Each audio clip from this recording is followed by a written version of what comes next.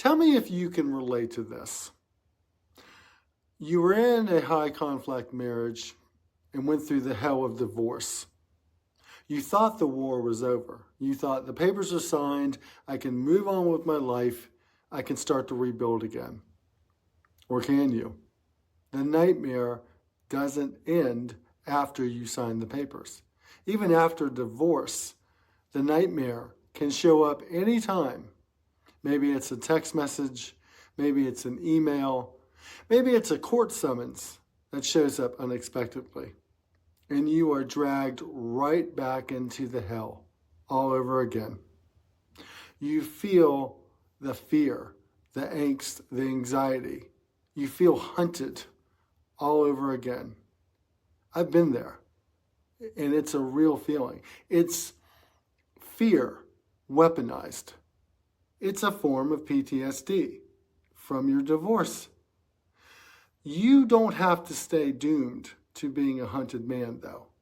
I'm going to show you how you break free and reclaim your peace. Living as the hunted.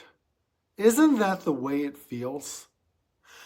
You live under a false peace. You think to yourself, we're divorced, I'm free, I don't have to deal with that anymore. But in the back of your mind, you are wary. You wonder, what is she scheming next? What is the next attack going to be? And this isn't paranoia we're talking about. This is because this is what you have experienced. Even post-divorce, the attacks keep coming. The phone goes off, a text message. You see her name and you cringe. You wonder to yourself, what the hell is it now? You get an email and your chest gets tight. You can feel the pain, the stress from it. You think to yourself, what fresh hell is she bringing me today? There's a knock at your door. You haven't done anything wrong. You're not guilty of anything. And yet, your first response is to think, what problem is at the front door? That comes from years of living under the stress and strain of a volatile marriage and then a volatile divorce. It comes from attack after attack, even post-divorce. Then there's society. It's no secret that family court is biased and stacked against men and fathers. That adds to the anxiety as well. What if I have to go back to court against her? How will I get shafted again? You live your life on guard. And after a while, that starts to take its toll emotionally. You can't live under that day after day. It's similar to the soldier who's on the front line, constantly on his guard, constantly watching, wondering, when is the next attack from the enemy coming? I lived it myself, man. The email would show up and I would just cringe. What the hell is it now? The text message shows up and I would just feel so much anxiety. It is a form of PTSD from your divorce, and you don't have to live this way. PTSD from your divorce is real, and it's due to the trauma that you've experienced. First in your marriage, of course, then in your subsequent divorce, and now in the attacks that keep coming. The toll that fear and anxiety take on you is real. And this doesn't make you a weaker man. It actually makes you a strong, resilient man because you continue to push through. The PTSD, though, it does have a tremendous effect on your body. Maybe your sleep habits, your eating habits, your nervous system is out of whack, you feel anxiety, maybe you feel isolation and shame, isolation because of the lies and such that have been told about you as a man, and the shame because even though you want to be an active, present father, you've been pushed to the periphery of your kids' lives by your ex and by the family court system. The fatherhood wound is a huge piece of the PTSD. You watch as your kids are not only taken away from you, Maybe they're alienated from you as well. What you're feeling, this form of PTSD, is legitimate. As someone who has been through it, though, take the time to process and heal, and you will overcome. Have you reached your breaking point yet? Have you reached the point where you've said, you know what, I am not going to live this way? Now, I'm not talking mentally and emotionally either. I'm talking a point where you've had enough of living with the fear and the anxiety of this form of PTSD from your divorce. You finally have come to a point where you said, you know, I deserve to have peace in my life. I am going to have peace in my life, and I am not going to let them live rent-free in my life. I came to that point. Just recently I had an incident with my ex where she came to my place harassing, causing a scene, and I handled it with strength.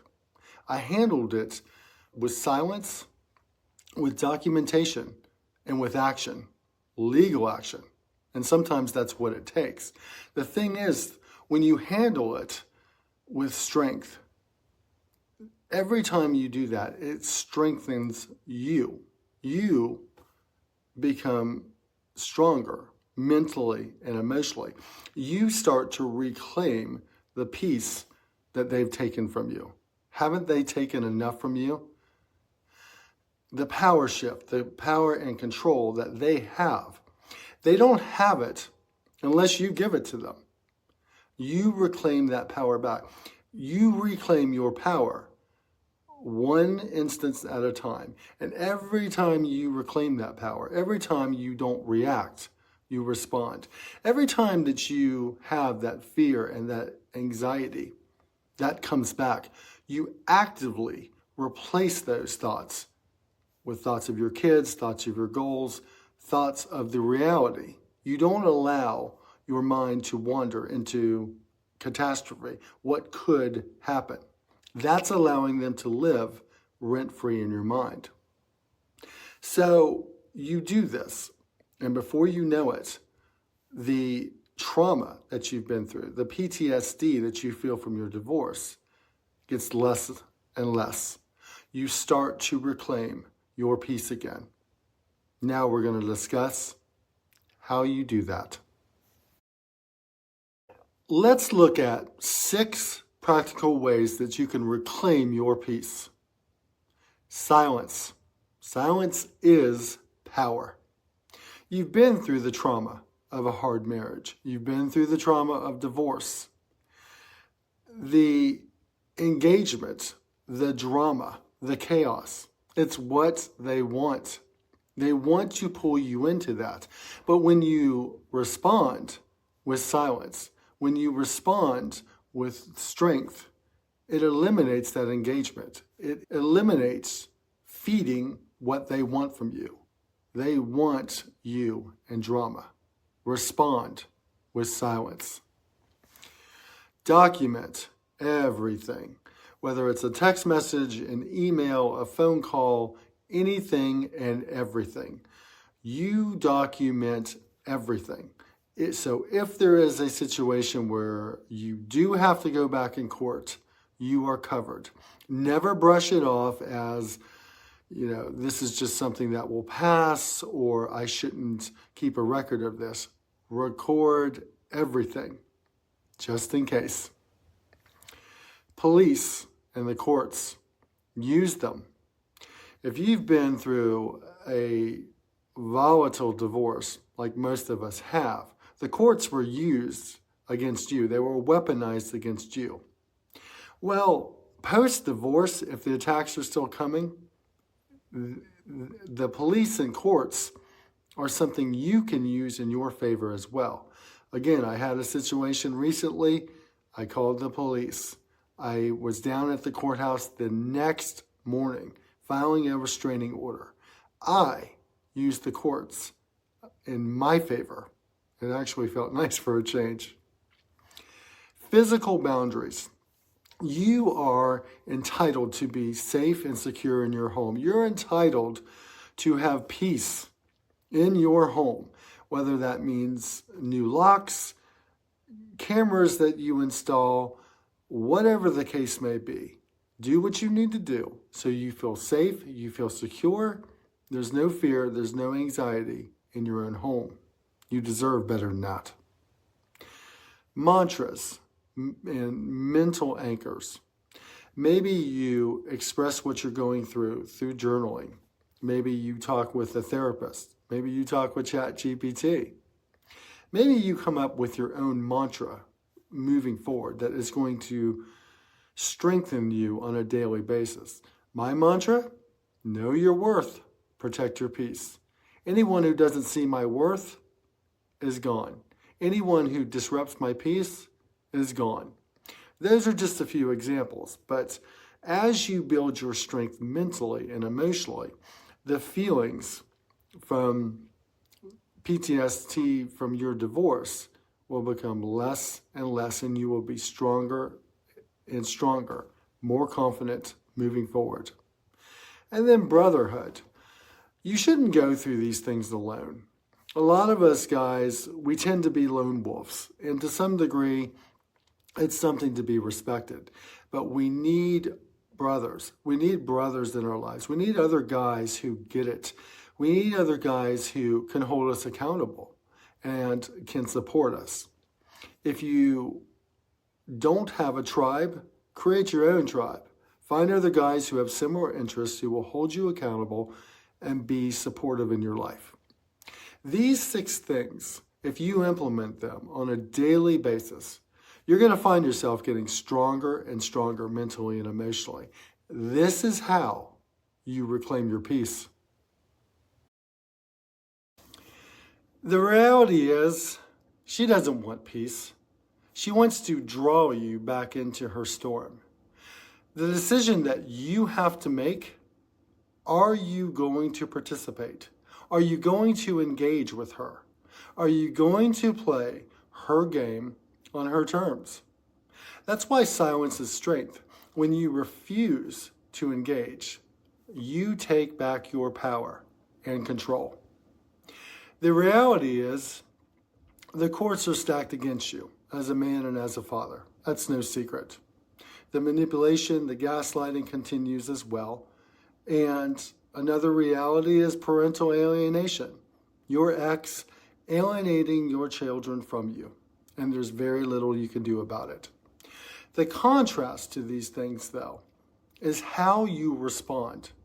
If you respond with indifference, if you show her how irrelevant she is in your life now, that is where you retain your power and control. So, what is your mantra? What is your mantra for your life? I shared my mantra with you. Know your worth, protect your peace. What's yours? Develop your own mantra. Speak it every single day. It will give you strength. Brother, if you've experienced the symptoms of PTSD from your divorce, you're not crazy, you're not weak, and you're not alone.